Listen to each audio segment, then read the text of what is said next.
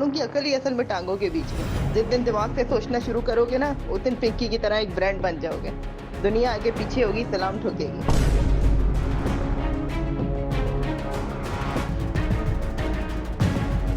कराची की सड़कों से लेकर अदालतों तक एक ऐसा केस जिसने सोशल मीडिया, पुलिस और अदालती निज़ाम सबको हिलाकर रख दिया।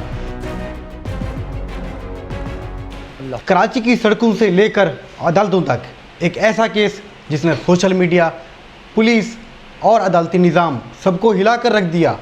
जी हाँ, बिल्कुल, ये केस है अनमोल उर्फ पिंकी, जिन्हें चंद रोज़ कबल लाहौर से गिरफ़्तार करके कराची पहुंचाया गया और फिर कराची में गिरफ़्तारी ज़ाहिर की गई। ये वो मुलजिमा है जो पाकिस्तान की सबसे बड़ी कोकेन डीलर है, जो पाकिस्तान के मुख्तलिफ़ इलाकों में कोकेन और दीगर जो मंशियात हैं वो सप्लाई करती हैं और वो फ़रोख्त भी करती हैं। उसका एक मुनज़्ज़म सिस्टम चल रहा है यहाँ पर, ना सिर्फ कराची में बल्कि लाहौर, इस्लामाबाद और दीगर इलाकों में भी ये सिस्टम चल रहा था। लेकिन गुज़िश्ता रोज़ पुलिस की जानिब से इस मुलजिमा को गिरफ़्तार करके अदालत में पेश किया गया। लेकिन सबसे बड़ी बात यह है, ये तनाज़ा तब खड़ा हुआ जब इस मुलजिमा को अदालत में पेश किया गया तो पेशी के दौरान एक शाहाना अंदाज में पेश किया गया।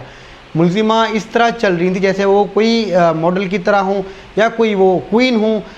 एक मॉडल की तरह वो चलते हुए आ रही थी और उनके साथ जो तफ्तीशी अफसर थे वो उनके पर्सनल मुलाजिम की तरह साथ आ रहे थे और उन्हें वो रास्ता भी गाइड करते हुए आ रहे थे। जब ये मामला सोशल मीडिया पर, स्ट्रीम मीडिया पर उठाया गया, उसके बाद जो अफसरान बाला हैं वो हरकत में आए।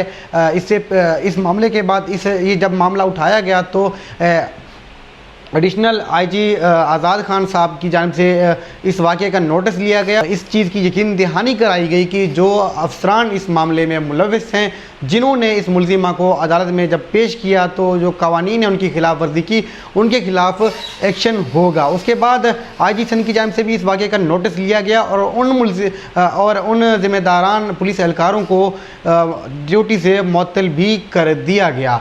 इस मुलजिमा की कहानी अगर आपको बताएं तो ये मुलजिमा, जिसका नाम अनमोल था और ये इसकी पैदाइश है जहांगीर रोड, एक बलोच पाड़े का इलाका है, वहाँ की इसकी पैदाइश है। 1995 में ये पैदा हुई और इसके बाद 14 साल की उम्र से ही ये इन जो मामलात हैं इनमें शामिल हुई।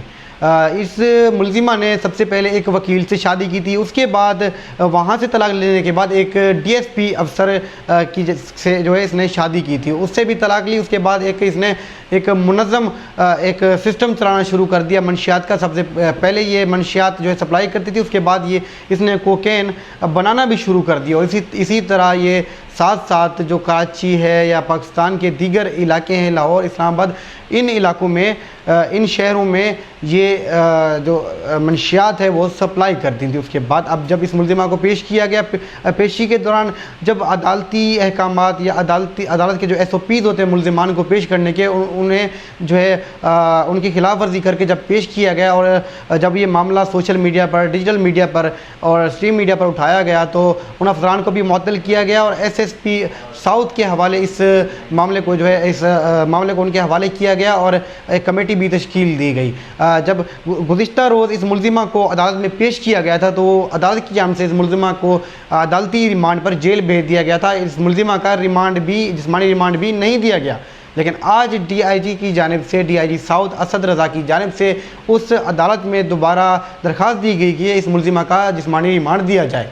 इस मुलजिमा का आज इन्होंने दोबारा 3 रोज़ा जिस्मानी रिमांड लिया है और इसके बाद अदालत की जानिब से हुक्म दिया गया कि 3 रोज़ा जिस्मानी रिमांड के बाद इस मुलजिमा को दोबारा अदालत में पेश किया जाए। असल बात यह है कि अगर दीगर मुलजिमान जिन्हें किसी भी केस में, चाहे वो चोरी का हो, डकैती का हो या हो कोई मंशियात का, जब उन्हें अदालत में पेश किया जाता है तो उन्हें बाकायदा तौर पर हथकड़ियाँ लगाई जाती हैं। लेकिन इस मुलजिमा को बग़ैर हथकड़ी अदालत में पेश किया गया और सरेआम कानून की जो है वो खिलाफ वर्जी की गई। इस पर पुलिस एहलकार भी मुअत्तल हुए और अब देखना यह है कि इस मामले को कहाँ तक पहुँचाया जाता है। क्या इस मुलजिमा को कोई सज़ा भी दी जाती है या इस मामले को दोबारा दबा दिया जाएगा।